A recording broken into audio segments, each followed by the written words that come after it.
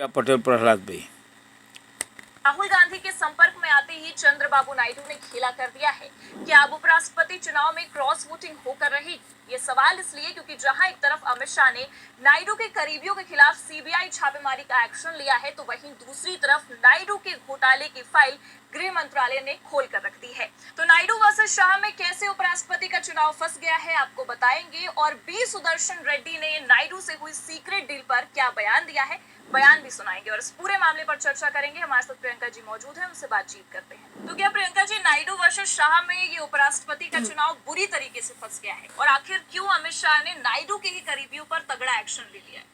जिस तरीके से मैं आपको बता दूं, प्रगति खबरें निकलकर सामने आ रही है, साफ दिखाई दे रहा है कि नायडू वर्सेस शाह में उपराष्ट्रपति चुनाव का खेल फंस चुका है।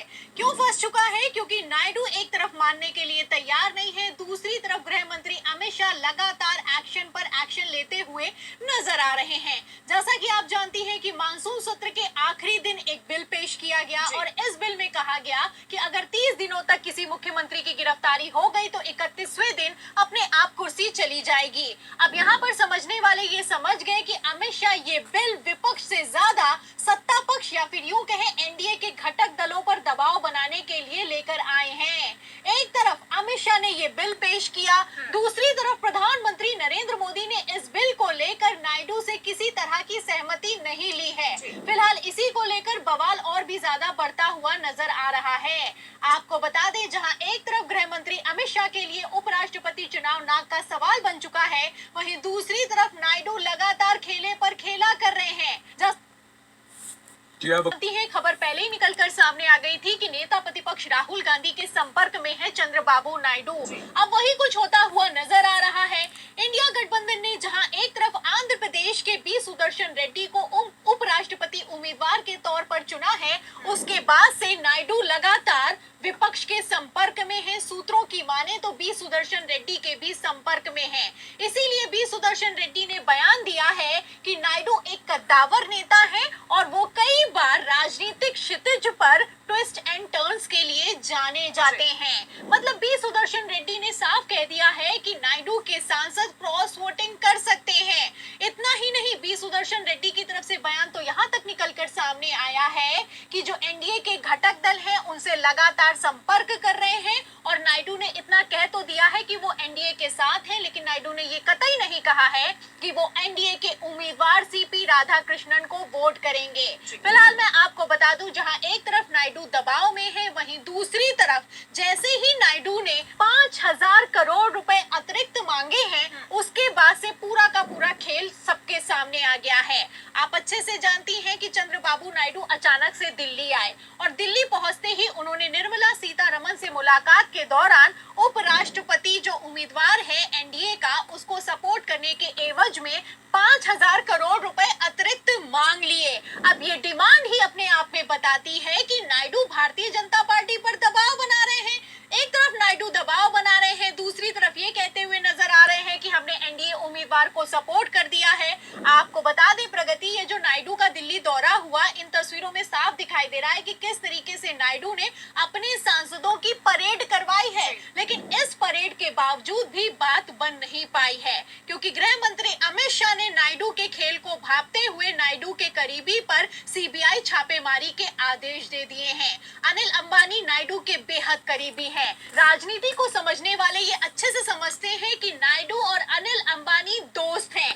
आपको बता दें कि अडानी और प्रधानमंत्री नरेंद्र मोदी के रिश्ते की तरह अनिल अंबानी और नायडू के रिश्ते में किसी तरह की कोई पर्देदारी नहीं है। ये लोग खुलकर एक दूसरे से मिलते हैं और खुलकर एक दूसरे को सपोर्ट भी करते हैं। फिलहाल इन सब के बीच जब अनिल अंबानी पर सीबीआई की छापेमारी हुई है, और ये छापेमारी तब हुई है जब नायडू पर दबाव बनाया जा रहा है, तो साफ समझ में आ रहा है कि इनडायरेक्ट मैसेज नायडू को दिया गया है। जैसा कि आप जानती हैं कि जब मजबूत व्यक्ति को नहीं मार सकते तो किसी कमजोर को पीट दिया जाता है, ताकि मजबूत व्यक्ति के पास मैसेज पहुंच जाए। अब ऐसा ही कुछ अमित शाह ने करके दिखाया है।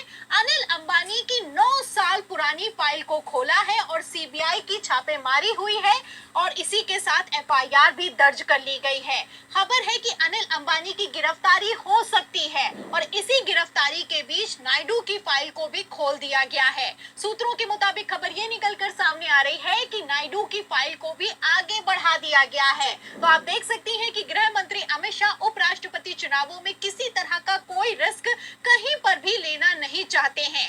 एक तरफ जहां बी सुदर्शन रेड्डी ने नायडू के साथ सीक्रेट डील को लेकर बड़ा खुलासा किया है, वहीं दूसरी तरफ अमित शाह ने एक्शन लिया है। बिल्कुल सही कहा प्रियंका जी, नायडू के बीच और अमित शाह के बीच अब हम देख सकते हैं कि उपराष्ट्रपति चुनाव बुरी तरीके से फंस गया है। लेकिन इसी बीच खबर तो ये भी है कि संघ के जो करीबी सांसद है वो भी ये चुनाव फंसा सकते हैं और क्रॉस वोटिंग कर सकते हैं। मतलब केवल एनडीए ही नहीं बल्कि बीजेपी में भी दो फाड़ देखी जा रही है। बिल्कुल देखी जा रही है प्रगति, और साफ दिखाई दे रहा है कि भारतीय जनता पार्टी के सांसदों ने भी उपराष्ट्रपति चुनाव फंसा दिया है। इसी का लिटमस टेस्ट जो है वो कॉन्स्टिट्यूशन क्लब के चुनावों में ही हो गया था, जब गृह मंत्री अमित शाह के आदेश के बावजूद राजीव प्रताप रूडी जीत गए और भारतीय जनता पार्टी के सांसदों ने बीजेपी में ही क्रॉस वोटिंग कर दी। तो उपराष्ट्रपति चुनावों में क्या होने वाला है आप अंदाजा लगा सकती हैं। जब कॉन्स्टिट्यूशन क्लब के एक छोटे से चुनाव में अमित शाह के आदेश को बीजेपी के सांसद मानने के लिए तैयार नहीं है, तो उपराष्ट्रपति चुनावों में तो होने को कुछ भी हो सकता है।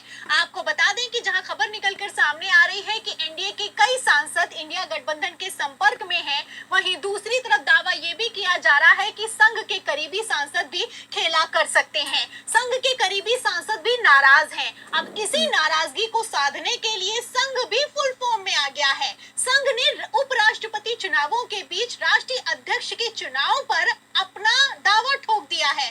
खबर ये निकलकर सामने आ रही है कि 7 सितंबर को Mohan Bhagwat high level meeting करने वाले हैं और इस मीटिंग में तय होगा कि अगला राष्ट्रीय अध्यक्ष कौन होगा।